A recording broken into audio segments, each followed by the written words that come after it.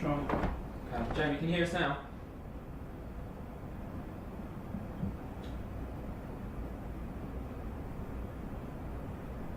Seems not. Jamie, can you hear me? I can hear you, yeah. Brilliant. Okay, thanks guys. Sorry for that. We use the usual format today. Broadcast first, David second. If you've got a question, please use the waiting function. We'll start with Sky Sports News. Thank you very much. Good afternoon, Frank. Hi. Obviously, we're in the last 4 days of the transfer window now, thank goodness. In your case, it might be more about which players are leaving the club, be it permanently or on loan. How important is it for you to thin out the squad because you can't keep everyone happy, obviously? I wouldn't call it thinning out the squad. I'm not sure that's the right term, but we do have a big squad. I'm not interested in getting involved in speculation over the last few days of the window, because what I say now will be speculation. So we'll see how that develops over the next few days. Focused on the game tomorrow, and we'll see what movements there may be. Regarding ones that you may be willing to leave on loan to get some game time, obviously there's young English players who would like to impress Gareth Southgate before the Euros next summer, the likes of Loftus-Cheek, Tamori, Hudson-Odoi. Would you be willing to see those players go out on loan so they're getting more game time? With every player in the squad, I think if it's a situation of a loan, you have to consider what's best for the player, what's best for the club first and foremost, and then see how it stacks up. So with all those three players, I would always take those things into consideration, but I haven't got an answer for you on any of those three. I have a good relationship with them all and speak honestly with them. Again, that's one that we will broach player by player over the next few days. Once the window shuts, every player that will be here will be used within our squad, because there's a long season and a lot of competition coming up, and we'll know more on Monday. Just one final one on the transfer front, because I know you didn't enjoy talking about it, but Antonio Rudiger, is there any latest developments with him? No more developments.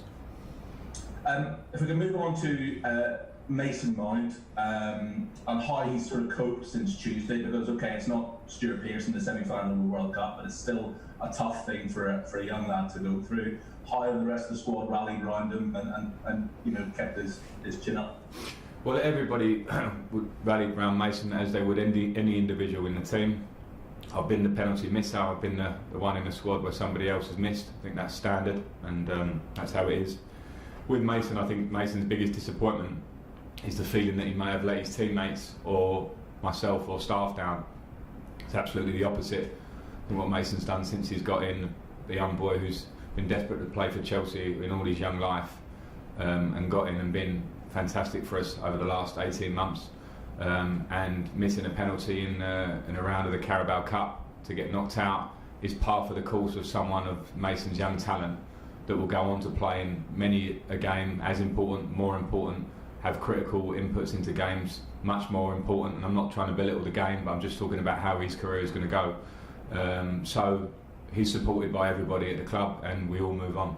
One more, please, Jamie. Just one final question from me, if you don't mind. Sorry, just one final one. I'm conscious I've already asked you about the handball situation this week, but I'm going to ask you about it again, because we've now had clarification that the Eric Dyer incident last Sunday would still be considered a handball, because as soon as your arm goes above your shoulder, that's automatically a handball. It's in the laws of the game.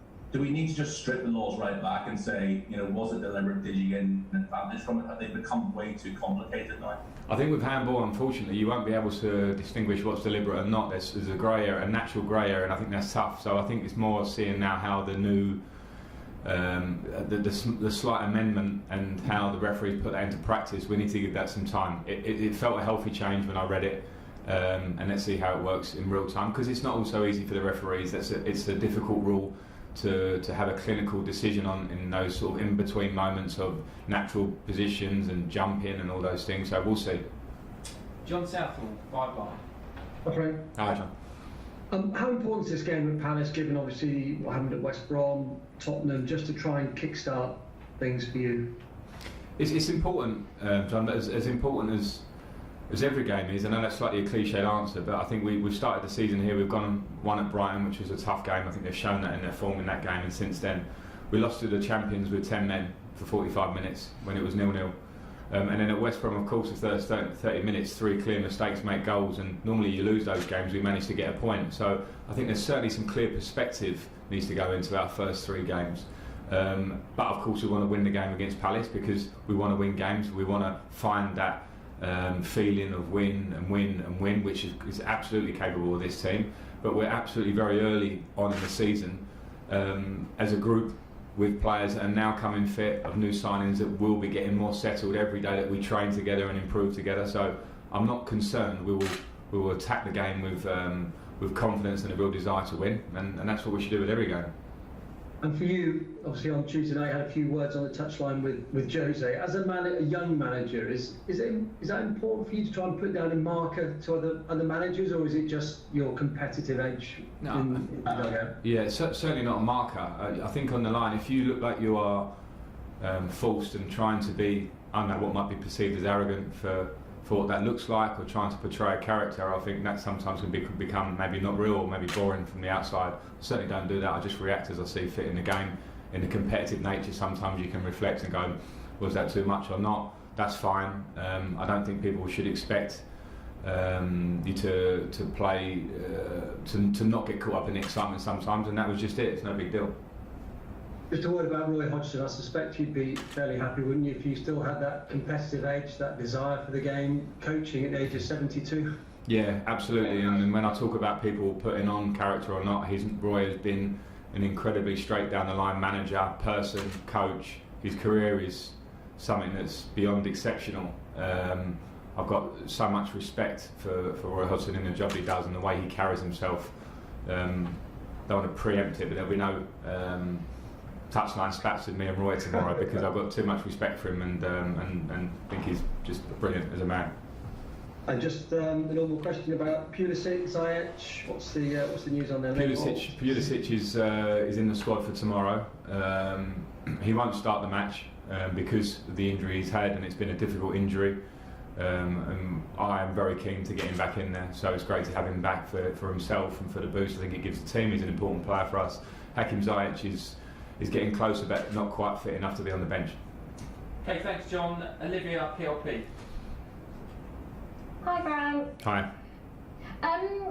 You've played a lot of centre-backs at your time at Chelsea, and you've played in teams where you've had a solid centre-back pairing that have played for the majority of the season. Is that something, obviously we saw Zuma and Tamori play in the Carabao Cup, is that something you're looking to do, to find someone to play next to Thiago Silva, or do you think you're going to keep chopping and changing? I think most coaches would tell you in an ideal world that you can find a pretty settled back two. You also need competition through a season that lasts sort of 60 games. There are not many teams that will say this is our back two for the whole of the season. I think it's impossible in the modern day. But you strive for that, and for that you need a consistency in performance, relationships to build through the season. And last year we had to change a lot, and of course this year there'll be times when it changes a lot. I think when you maybe get far down the line in a project, or when you're working with a team and you find that stability in picking the same players very regularly, I think that's when you're in a happy place. But for most managers or teams in the process, which we are, you have to try and strive to find the right solution sometimes, and it means some change. But I trust all the players. We're working together to try and find the best in every area of the pitch, and naturally, as I say, there won't be many teams in the Premier League that probably can say we picked that back four of those back centre backs for a season. It's not really possible. We spoke about Havertz and Werner. They're the two players we've seen the most in the Premier League this season. A couple of times they've been in their, say, favoured positions. Havertz against West Brom, I thought had a really, really good game. How do you think Ziyech and Pulisic, when they come back in, can affect those players and bring out the best in Havertz and Werner? Yeah, I think they all will bring out the best in each other. Of course, it's a huge miss for us to not have Christian and Hakim fit at this stage of the season. We're all excited to start. Christian's been here for a year, so he doesn't have that bedding in process that was part of his early part last year. Hakim is going to bring something completely different for us, and I think they will help complement not just Kai and Timo, but the attacking players that we have, because again we will need to be able to use different players throughout the course of the season. But yeah, I'm very excited to have those players fit. The Timo and Kai don't have necessarily favoured positions themselves, but I have a clear idea of where I want them to play. At the moment, injuries have not made it that possible, and sometimes you have to be adaptable in those difficult times. Nick Pure, PA. Frank, just obviously with the thing with Jose, I know you're saying it's no big deal. He was suggesting that he was just trying to give you some advice, really, just saying that when a team's losing, that's when they need their manager to be, I think visible on the touchline is kind of what he's suggesting. I know your relationship obviously changes because you're rivals now, but can you still take advice from other managers? Obviously, he's got more experience than you. It doesn't mean he's a better manager than you, does it? But can you still take advantage from someone that you've had when the relationship changes? I don't think any remarks made on the touchline during a game can be called advice. I mean, they can probably be wrapped up as advice after a game when you manage to get back in the game and win on penalties. So I don't think that's the case. I would always be happy to not just take advice from fellow managers, but everything around me, whether it be my players, my staff, people that I respect, people that I listen to in football, outside football, in life. I think that's what moulds you as a manager. So I don't think the Jose incident was ever advice. Wasn't that? Okay, last two, Nizar and then Ollie Harbord. Hi Frank, thanks for your time. I just wanted to ask, there were some reports about Marcos Alonso in a half-time sort of dressing down at West Brom. I wondered what you made of that, and I also wanted to know if his long-term future or Emerson's long-term future is affected by any situation that might or might not have happened there. Yeah, I'm not going to disclose what goes on in the dressing room. I think that would be wrong. So that was it. It was a game. Obviously, we were disappointed to be 3-0 down at half-time. I had to make changes. And all I ask from all the players is that whatever, for good or for bad, that the players stick together in every moment, because that's the only thing that brings a successful group. So that's as much as I've got to say on it, and it doesn't affect anything ongoing. I don't have, cannot have grudges or feelings in games that carry on. We work, we're honest with each other, and we carry on working to get better and better. And things happen during the course of the season. They happen a lot. Last question, Ollie Harbord. Hi Frank, I just wanted to ask you about Billy Gilmore. It's been almost sort of 3 months since his surgery. How is he progressing, and do you see him having a key role when he comes back into the side? Yeah, he's progressing well. It was it was forecast as a 4-month injury when he went into surgery. So like you say, it's 3 months. We're looking at about 4 weeks from now that he'll be hopefully fit, barring any hiccups, and it's been a difficult injury. So what I will say is that his attitude and how he approaches everything in his professional life is spot on, so he'll give himself the best chance to be back and as fresh as he can in hopefully 4 weeks. And yeah, he'll be an important member of the squad at that point. We all know his breakthrough last year and what he gave to the group, and we hope to see much more of that. Okay, that's the end of the broadcast section. We're now going to do the daily